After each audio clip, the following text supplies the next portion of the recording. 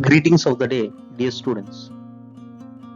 Myself, Dr. Bharat Vinjamuri, I will be discussing about metal casting and welding, a subject from third semester mechanical engineering. In today's session, we'll be discussing about the basics of metal casting and welding. We'll be discussing what exactly is a manufacturing process, the types of manufacturing process, and how do we select the different manufacturing process based on their applications.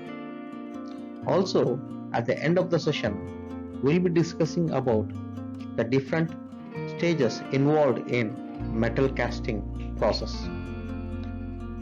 Let us begin with our session. The manufacturing process is usually considered as the process of converting a raw material into finished products. There are different types of manufacturing process. Basically, they are classified as primary and secondary manufacturing process. Also, based on their application, the different types of manufacturing process we'll be discussing in today's topic. The first basic foremost manufacturing process is casting. There are two types of casting: expandable mold and permanent mold castings, based on how we'll be making use of mold. These expandable mold castings are further classified into sand casting, shell casting, and investment casting. Permanent mold castings are further classified into centrifugal casting, die casting, and continuous castings. Let us understand what exactly this casting means to us. Casting is a process which involves the following stages, where we make the patterns. By using the patterns, molds are prepared. Once the molds are ready, we'll pour the molten metal inside the mold cavity. Once the molten metal gets solidified, we'll be getting a casted component. Let us discuss in detail about these steps. First of all, casting is the earliest metal shaping process and is usually known as primary manufacturing process. In this process, the products are manufactured by pouring a molten metal into a mold having a cavity. The molten metal, after pouring, is allowed to solidify so that we will be getting a solidified product known as casted component. As we discussed earlier, there are two types of molds: expandable mold and permanent mold. The expandable mold is usually made of sand. In this case, after solidification, if we want to remove the casted component, the entire mold has to be broken. These molds are usually made of sand, and new molds are required every time for a new casted. But in case of permanent molds, there is no requirement for breaking the molds. The permanent molds are made of metals. These molds can be used repeatedly and are made of steel or iron or metals with higher melting point temperatures. Let us now discuss about another manufacturing process called as forming. The forming, once again, there are two types of forming: hot working as well as cold working. What exactly is forming? Forming is a manufacturing process which involves in changing the shape from one form to another form. It is a secondary manufacturing process. In this process, the required shape and size are obtained by deforming the components. The products like kitchen utensils, rods, wires, etc. are obtained through this process. And based on the temperature with which we work in this process, there are two types of forming: hot forming process as well as cold forming process. The hot forming process includes forging, extrusion, hot rolling, whereas the cold forming process includes wire drawing, bending, and shearing. The next manufacturing process, which is widely accepted by many industries, is machining. There are basically two types of machining: conventional machining and unconventional machining. Machining is also considered as secondary manufacturing process. This process involves in removal of material. There are two types of machining: conventional or traditional machining, in which the removal of material takes place using cutting tools which are harder than the base workpieces. In case of unconventional or non-traditional machining, the removal of material takes place using unconventional energy sources like laser, water jet machining, ultrasonic machining, etc. Joining is also considered as one of the manufacturing processes, which involves joining or assembling of components. Basically, there are two types of joining process: permanent joining process like welding and riveting, temporary joining process like bolts and nuts, soldering and brazing. In case of permanent joining process, the assembled components are separated by breaking the components. So in this case, the shape of the component will change. But in case of temporary joining process, as in case of fixing two components by using a bolt and nut, there is no necessity of breaking the joined components. Such a process is called as temporary joining process, where the assembled components are separated without breaking the components or without causing any damage to the components. So these are the four basic manufacturing processes which are frequently used in the industries. So let us, friends, now understand how do we select the manufacturing process, or how do we consider various factors while selecting manufacturing process. The four manufacturing processes which we have discussed are casting, joining, machining, and forming. So which manufacturing process has to be selected and when it should be selected? The factors to be considered while selecting the manufacturing process are the shape and size of the component, the quantity of the components to be produced, the type of the material which has to be manufactured, the surface finish and dimensional accuracies, as well as the quality and property requirements of the products.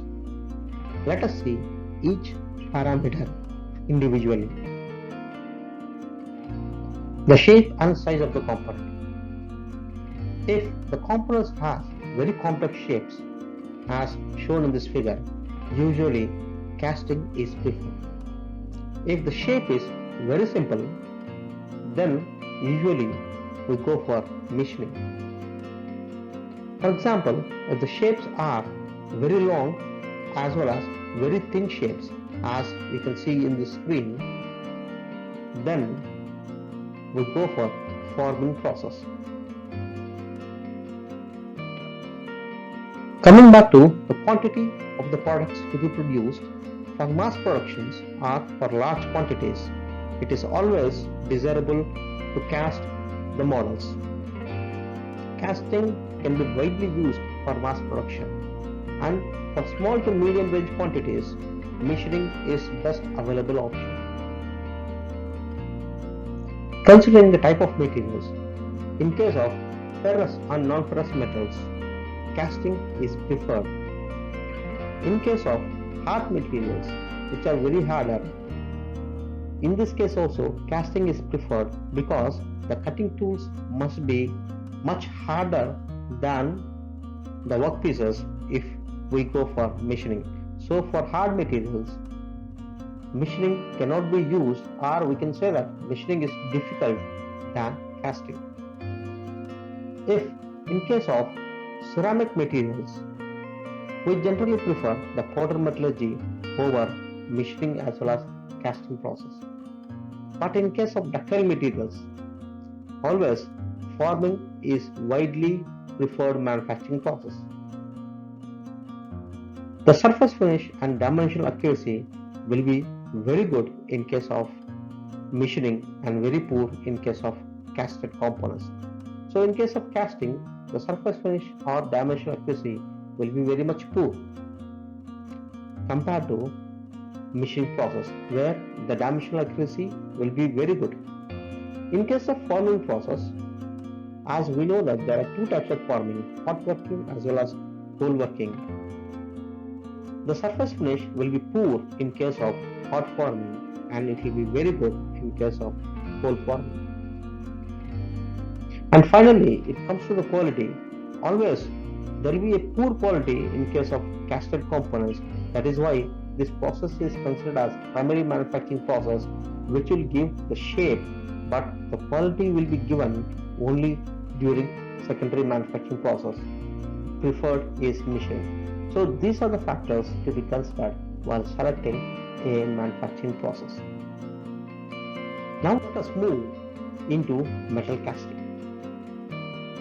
The metal casting is one of the earliest manufacturing process, and it has a few steps which are used in the industries. Let us discuss the various stages in metal casting process. The first step in metal casting process is pattern making. Later, mold preparation and core preparation. Once mold and core are prepared, the next stage in metal casting process is melting the raw material or metal and pouring into the mold cavity.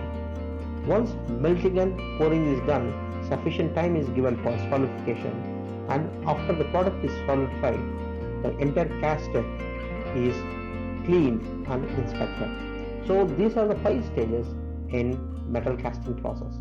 Let us discuss each step individually. Pattern making. Pattern is usually considered as the replica of the object to be casted. In general, the patterns are made of wood, plastics or metals. These patterns are used to make the cavity inside the mold. A skilled person prepares a pattern. As we discussed, they are made of materials like wood, plastic and metals.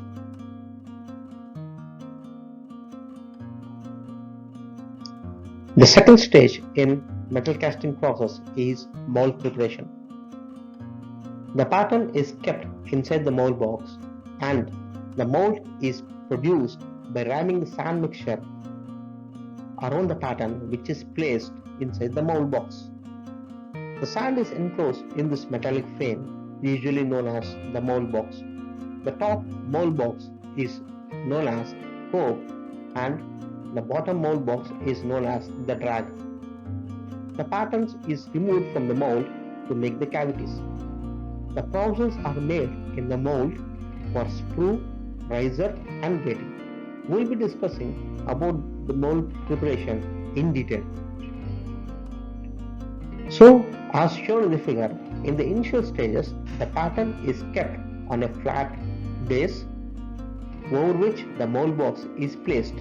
In this case, it is the drag which is placed on the pattern. Once the drag is placed, the sand is placed around the pattern. After placing the sand is thoroughly rammed so that it will not leave any loose particles around the pattern. After ramming it, the entire drag box will be rotated so that it will be easy for us to remove the patterns. So entire drag box will be rotated. Later, the cope is brought into picture and the cope is placed above the drag box. The two boxes can be locked by using the locating pin at the handles. Later, the screw pins, which are usually made of wood, are placed above the mold box, or we can say that above the drag. These screw pins acts as a passageways for molten metal as well as for riser. The screw pin, which is kept on the top of the pattern, as you see in this diagram, is usually called as riser, and the screw pin which is away from the pattern is called as the feeder.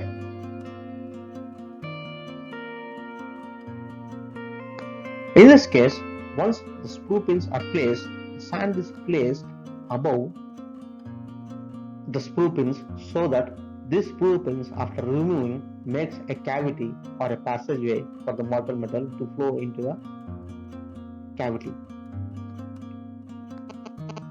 Later, a small gate, usually we call it as ingate, is prepared so that the molten metal from the pouring basin will enter into the cavity.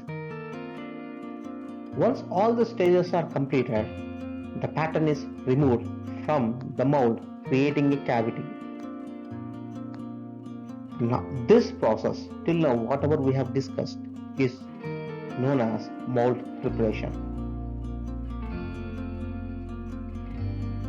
The cross-sectional view of the mold will be like this, where you will be having a feeder, you will be having a pouring basin, and also wells are provided at the top of the mold box or precisely inside the hoop, so that the air can escape into the atmosphere from the molten metal. The next stage in metal casting process is known as core making. In this process, the cores basically are used to make holes or cavity inside the casting, as the way you see in this diagram. If at all we want to make a rectangular block with a hole, then we will make use of cores. The core box is used to prepare the sand cores. The shape of the core will be same as the hole required in the castings. Once the cavity is placed inside the mold, or once the cavity is prepared in the mold using a pattern, the core is placed in the mold cavity, so that once we pour the molten metal into the cavity, so that the molten metal fills the cavity, and after solidification it creates the component seen in this figure. The next step in casting is melting and pouring. In this process, the metals or alloys are melted in the furnace. The molten metal is poured into the mold cavity, and during the process, the factors like temperature of the molten metal, pouring time, turbulence are considered.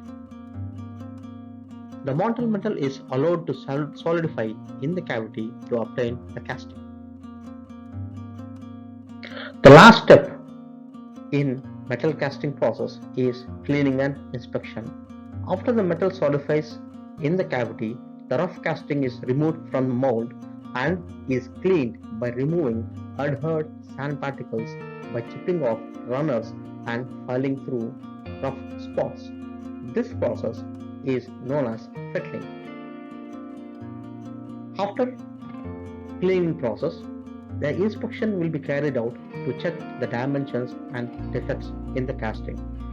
So these are the 5 stages of casting process. Let us finally look into the casting process in the form of a block diagram. The block diagram of casting process. Initially, the mold is prepared by using patterns. If required, core can also be used in the mold. Later, the molten metal is poured into the mold. The molten metal is obtained by melting the metal from the furnace using the raw materials. After pouring the molten metal is allowed to solidify, and after solidification, the casted components are removed. Once the components are removed, a thorough cleaning and inspection will take place. If the product is very good, then we consider it as finished component. Else, we reject the component so that the rejected component will once again enter into the furnace in the form of raw material. That's all for this session. Thank you for your patience hearing. We'll meet in the next session. Thank you. Have a nice day.